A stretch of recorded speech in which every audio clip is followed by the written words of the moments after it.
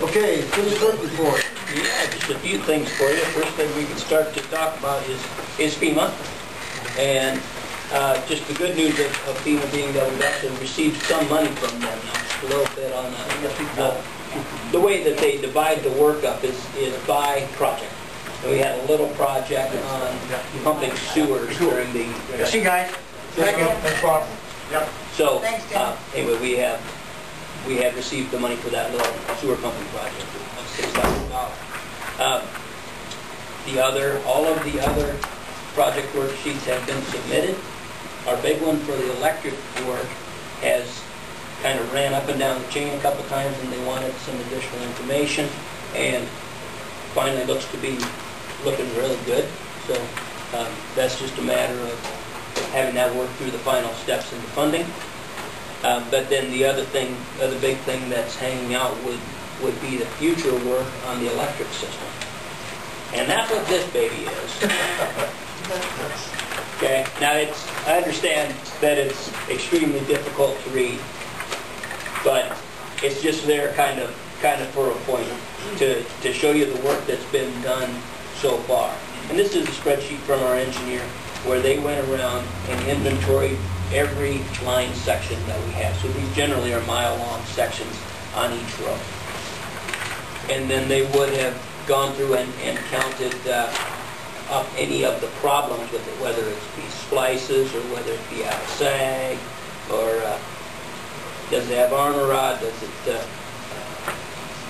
have bird cages or burns on it. Those are the things across the top. They went and inventoried any potential problems with it.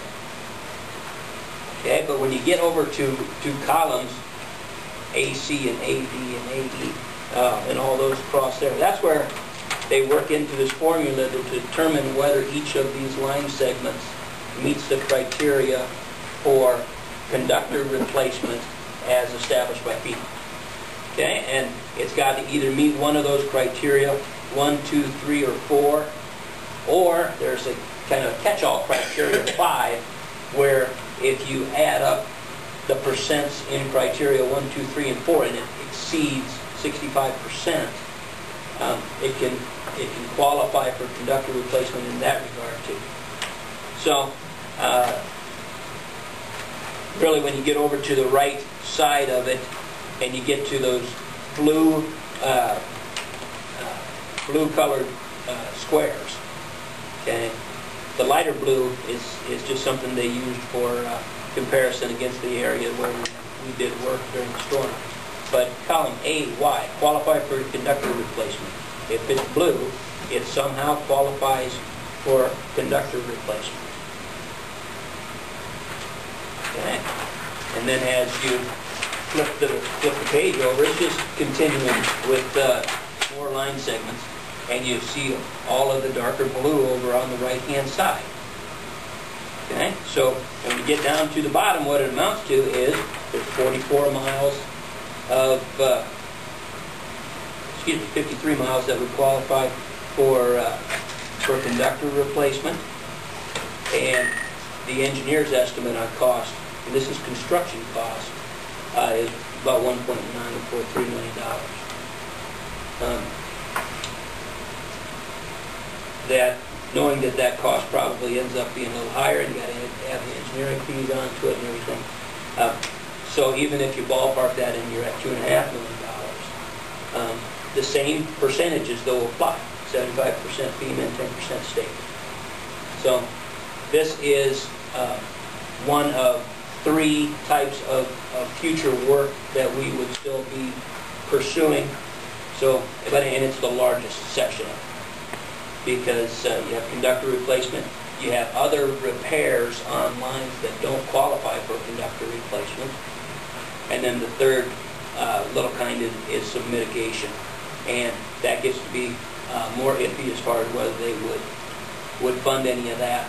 And what we're really looking at on mitigation is just about 3 line segments where they already hook into an underground line, and it would be the best practice to get this section underground also. Now FEMA won't do that. They won't take something that's aerial and replace it underground. unless you work through their process, and it's probably what they call an improved project, and you have many hoops to jump through, and know that they won't fund the whole thing.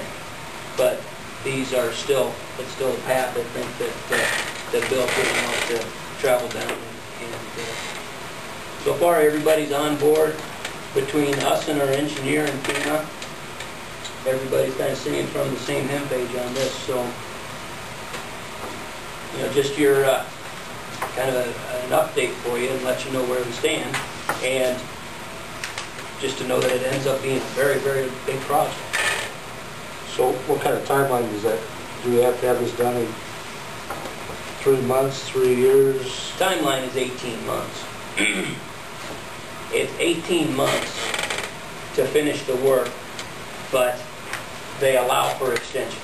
And the first extension is almost automatic because 18 months would be a real aggressive timeline to try to get it done. It has to be bid and all that. Yeah, oh sure. You gotta bid it out. So And our 15% of this $2.5 million, we have no way of coming up with that kind of money, do we? we would have the cash on hand. Wow, okay.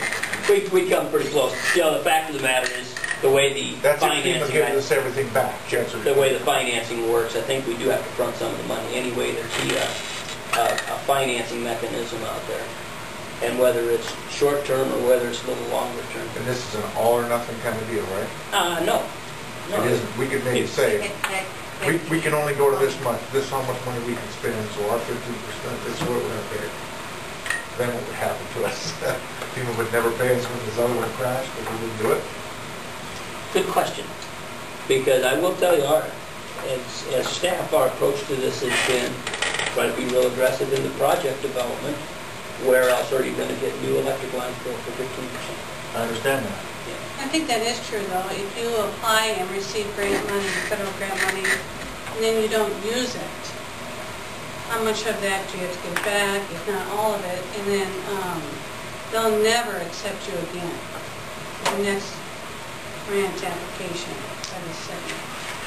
See, this isn't a grant thing, really. It's not really This is grant more like a thing, and I don't know what the joint venture answer kind is of- if we would have future I mean, I'm projects all out for there. it, I want to do all this if we can, I just kind of scared we're going to Well, lose if every we penny we had got doing all this, and then we're Prioritize. sitting with no money again.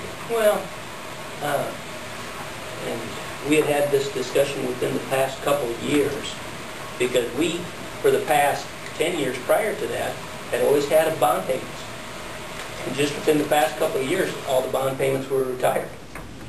And there is a lot to be said for always having continual bond payments, as far as just a matter of consistency. You're like a credit card. That's a good thing. I don't know how that could be a good thing. Let's be the American. But I understand what you're saying, Doc. Can we put this on a credit card and get points for new GM pickup? I kind of doubt it. Yeah, kind of got it. So I guess from a council standpoint, is this something we need to decide tonight, or do we need to? No, this is really just an FYI, you know, Okay. as far as where we're at right now. Yeah. Um, And I guess, Other than, as we proceed through the development of the project worksheet for FEMA, this is the basis of how it would go forward. so, correct me if I'm wrong, but didn't we have this discussion that there's so many lines that we were planning to replace anyway in the country? Is that according to Bill? Yeah, he would certainly like to be on a routine line replacement schedule. And at this rate, then we should bring up the whole system up to like Pre-disaster time. Yeah. Well, no, I mean, this is much better than it should be. Yeah. Should be better. With the That's what I'm exceptions saying. of these ones that say no on. And even the ones that say no, you know, they don't meet the criteria. They're, you know, in essence, they're not in bad enough shape to meet the criteria. Bill, of course, can speak to this a lot better, but there's a lot like all that underbuild on the way up to Early. Just a few years old, no problems with it. That's, you know, that would be one section that's not included with it. And there are some of those sections out there that are still in relatively good shape and wouldn't be proposed for replacement.